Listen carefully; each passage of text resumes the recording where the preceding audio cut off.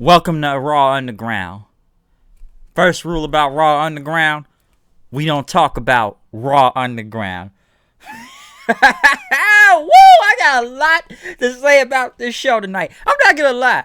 I actually had some fun. This actually kind of kept me awake with all the crazy stuff going on in this show tonight on Monday Night Raw. Good and bad. And I got a lot to say about this Raw Underground thing. Because, listen, I'm sure a lot of people were expecting somebody to show up tonight. I know there's a lot of rumors about that today and just several things going on. It's been a newsworthy day in wrestling. I will say that. All right. And I'm not going to go into everything from The Rock buying XFL or how bad that, women's AEW tournament was. I'm glad I didn't watch that because I had several people tell me not to watch that. Or just a lot of news stories just going on today in wrestling. Okay? But, Raw. Wow, Raw. Raw Underground, man. Shane McMahon, folks. We gonna get into that.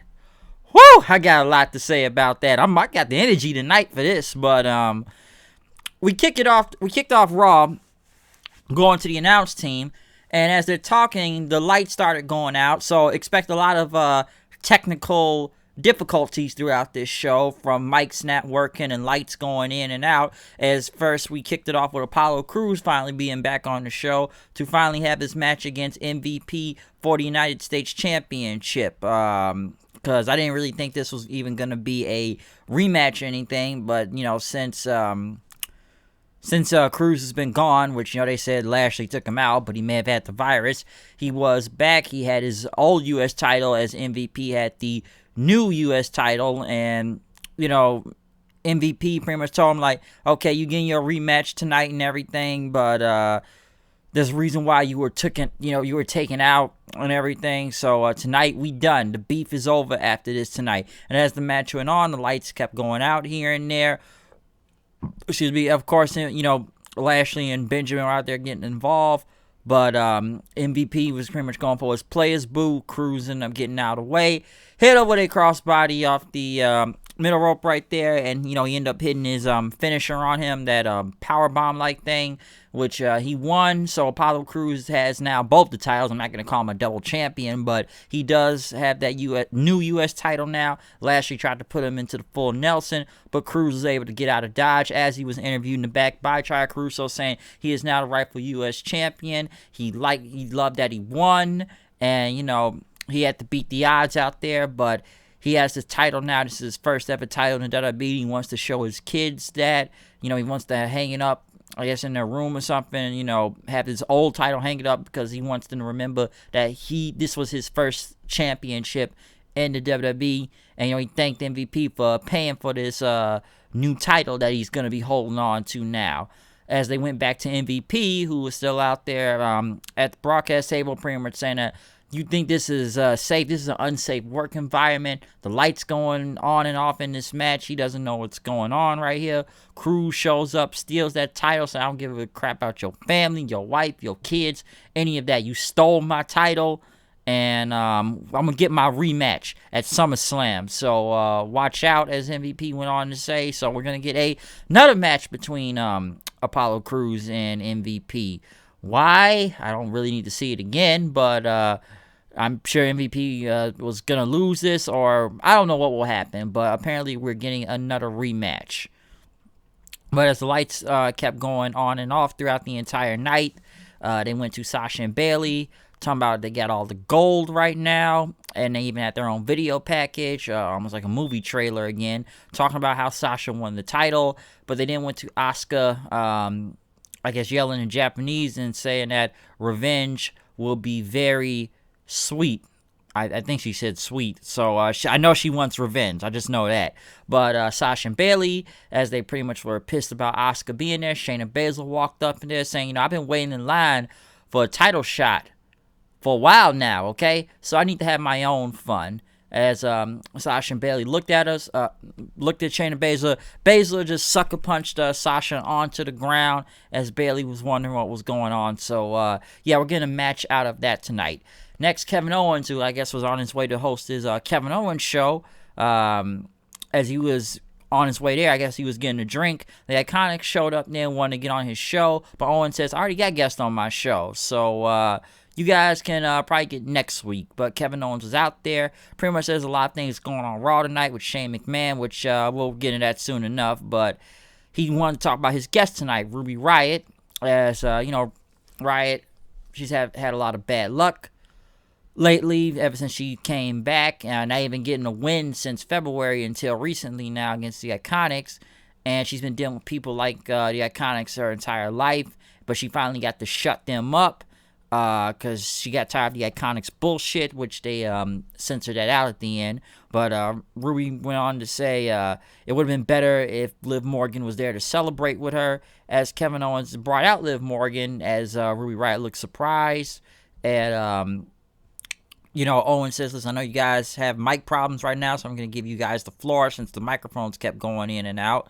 And Kevin Owens says, I've been in this situation before, ruined a lot of friendships and everything, but, you guys just need to talk on this, basically. Ruby Riot then went on to pretty much says things haven't been the same, and that Morgan's been thriving on her own, that she doesn't need her anymore, and that, we were in the Riot Squad together and whatnot, and, Ruby's getting emotional and everything, almost crying out there. She even went on to talk about the matching tattoos they got, when they first debuted as the Riot Squad, and it meant, a lot to her and everything. And because they, like I said, they got tattoos and whatnot, and pretty much say, listen, we could be the Riot Squad again. They know Sarah Logan's not here, but they could, just come back and everything. We were stronger together and we could do it again. But the Iconics came out, their microphones weren't working also, and talked about we were tired of hearing you guys say all of this stuff. Peyton Royce and them said that Liv Morgan should have stayed in her little bathtub out there. And Ruby Riot, yeah, you got one win, okay? So it's not getting you anywhere. But Liv Morgan says, well, we're not friends like you guys, but we can agree on one thing, is that we can start a riot, okay? Kevin Owens pretty much told the Iconics, you guys need to leave so we can finish our business right here. But the Iconics ended up slapping Kevin Owens, and Ruby Riot and Liv Morgan ended up attacking them, which pretty much came into a tag team match. I would say this was not a bad promo out there between Liv Morgan and Ruby Riot, kind of reforming the Riot Squad on their own, which I just don't know why they didn't have Liv Morgan out there helping Ruby Riot to begin with in a way against the Iconics instead of Bianca Belair, but this was not bad though. Now, like I said, I know a lot of people don't really care about the Riot Squad, which it's okay that they reformed, but it's not like I cared about the group a while ago, because last time I remember, the Riot Squad took like L after L after L after L in several six-woman tag teams almost every week. But this was not bad though, okay? And like I said, it ended up going into a tag team match, which I guess the Riot Squad won, and they pretty much beat up the Iconics right after, getting the upper hand over them. So they pretty much celebrated after that. Next thing you know, Charlie Caruso pretty much saw some production grates that were knocked over, and it was like a loud noise when it fell. So we're still trying to figure out who's causing all these technical issues, and MVP wanted to know what's going on, what's happened with all these technical issues and everything. Why is there so many problems around here? Shelton Benjamin pretty much showed up saying he can't find his title, his 24/7 belt, so someone ended up stealing that title. But next, we probably get the best thing out of this entire show, to be honest. Drew McIntyre, who came out talking about Randy Orton and how he had put down an RKO last week, and that Orton's been, preying on vulnerability for almost 20 years now. And Orton's the type of guy who would show up when he felt like, and, pretty much like he was Steve Austin, or pretty much throwing his elbow pad like The Rock or something, but he's not better than them. And he wants to hit an RKO out of nowhere a lot. And, he talked about a lot of lessons he's learned about Orton, and talked about how the time when Vince McMahon looked at both of them pretty much saying that they were going to be the chosen ones in the future of this business, as Drew pretty much went around saying things didn't go according to plan to him, and that it wasn't going with Orton's plan. Drew pretty much went on to say that he didn't know if this was Orton's plan A, B, C, or whatever, and he said he didn't grow up like Orton in a limo, and pretty much given, basically they grew up in two different lives, and that, Drew, he grew up in Scotland, dreaming of becoming a champion, as everything was handed to Randy Orton. And Drew pretty much went on to say he doesn't resent him for it, but, talks about him being an evolution, his accolades and whatnot, and he was fed a silver spoon because his dad is Cowboy Bob Orton, of course, and pretty much he didn't have all the stuff that Orton had. He didn't even want to be an evolution, but he said that he's made mistakes, and he was punished, and he was even fired for it, but he said that he deserved to be fired for what he did, Drew. But talked about Orton, how they, everything was cleaned up for him, all the crap he's done, and he wasn't even fired or nothing happened to him. But next thing you know, Randy Orton came out with Ric Flair, so Ric Flair is back in the fold of things, I see, since he doesn't have the virus, even though his wife ended up catching the virus. But Orton pretty much said, I got respect for you, okay? And respect isn't enough. And that Drew, wants to tell everything, that everything was handed to me and whatnot. You want to take lines from Edge and, what he said about him. But Orton pretty much said, well, you are right. I should have been fired, but you were fired. But I'm here every week. I like me here, okay? Because I'm out here making money, and I enjoy RKOing people and kicking off people's heads. And he appreciated McIntyre's fighting spirit out there. And that's what makes, you being a WWE champion much sweeter when I take it from you. And Orton pretty much went on to say, what else? That, Orton said he's always been given chances and that he's the chosen one then, now, and forever. Orton pretty much told McIntyre, come up with your own opinion.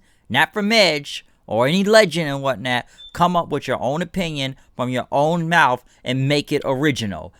Drew pretty much put the WWE title on the ground, says, all right, Randy, you want to shoot? Okay, we'll shoot. And listen, I think you represent everything that's wrong with the WWE, that he watched The Undertaker's documentary, The Last Ride. Talk about The Undertaker had to reach down, like deep down, just to get Orton up to Taker's level. And that Taker did everything, to even get anything out of Orton because he loves this business. And Drew pretty much told Orton how, you've reached down trying to pull people up to your level, but you couldn't do it, could you? It never happened. And, he talked about Edge and, Kevin Owens, Ricochet, and others, how you haven't done it. And you pretty much, you kept them in the ground for over years now. And your world is pretty much crumbling around him. And everybody's just, we're just sick and everything, sick of seeing him and whatnot. As Drew pretty much went on to say, he said that Orton could have talked to him, but he didn't, that he's a selfish prick, and he's got a bunch of receipts waiting to cash in on SummerSlam when he gets his hands on him, and he's gonna see this one coming. So this was the best segment, I would say, out of the night on Raw between Drew and Orton, just because both of these guys are great promo cutters. That was some really good shit. Really was. I liked it. Almost felt like a shoot at the same time, too. So that was real good. Kevin Owens was then walking up to Liv Morgan and Ruby Riot when Ric Flair came in, and Owens wanted to talk to him alone for a second, and Owens said, I don't need a guidance counselor or anything, but I'm just trying to help my friends. Some of them Randy Orton could have been, and I'm just trying to fix everything. I've done a lot of bad things around the company for a few years just to get where I want to be, just to get to the titles, but I'm trying to change that now. But Ric Flair pretty much told him, like, what you need to do is mind your own business. And if you mind your own business, maybe you can get a title match at SummerSlam. So why don't you do that? But Owen says, okay, pretty much told Flair, you won't worry about where my career is going. So how about next week you put me in a match with your boy there, Randy? Huh? How about next week? And Flair's like, really now? Owen says, yeah, that's what I want, okay? Next, this segment felt like a waste of time. A big waste of time. Nia Jax out there with Pat Buck. Pretty much talking about what happened last week. And that, someone went crying to WWE management who couldn't cut it in their own career wants to step up to me and whatnot. And pretty much told Pat Buck, he's looking, Buck says he's looking for an apology and whatnot. And pretty much says, I'm going to challenge you. Prove wrong. You wants a match right now, which he didn't want. And she wanted an apology. But Nia Jax says, listen, you'll get the apology after this match, okay? It's going to be a big opportunity for you and whatnot.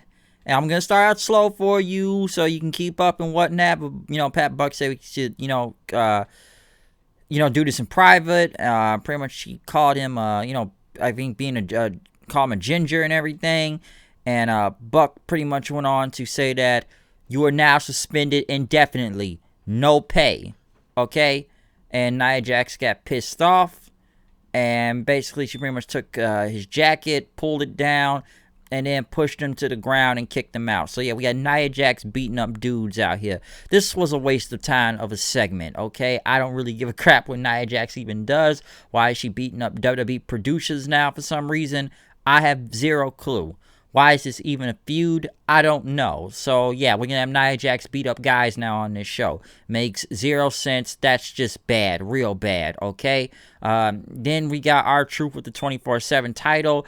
Tozawa was in the ring with Shelton Benjamin after a chase. And then I can't even tell what's all going on from Ninjas to Lashley and MVP beating up the Ninjas. The big Ninja. Truth being out there. Truth getting involved. And Tozawa hitting a senton onto Truth to get the 24/7 title. I have zero clue where any of this was even going. I don't know anymore sometimes with this belt. So, yeah, I had just don't know what was going on. Don't know what any of this was going on, all right? But next, I'm sure this is the biggest thing everybody's been talking about tonight. Raw Underground. Shane McMahon. His big thing that's been being talked about all night. As he was in front of a ring. Somewhere in a performance center. Underground. In a basement. This basically looked like some type of Fight Club. Or Bloodsport UFC. Because this is somewhere underground. In the performance center. Looks all gritty. And you got several, performance center wrestlers and these random folks fighting in the ring with Shane McMahon. We're going to get more of that later on tonight. And trust me, we're going to get a lot of Fight Club going on tonight, okay? And there's a lot to say about this. A lot. And because they then went to Dominic Mysterio, pretty much talking about how Ray is recovering at home, and he's going to challenge Seth to a match at SummerSlam. We didn't get Sasha Banks versus Shayna Baszler, which this sounds like more of a pay-per-view match, to be honest, than putting it for free on Raw.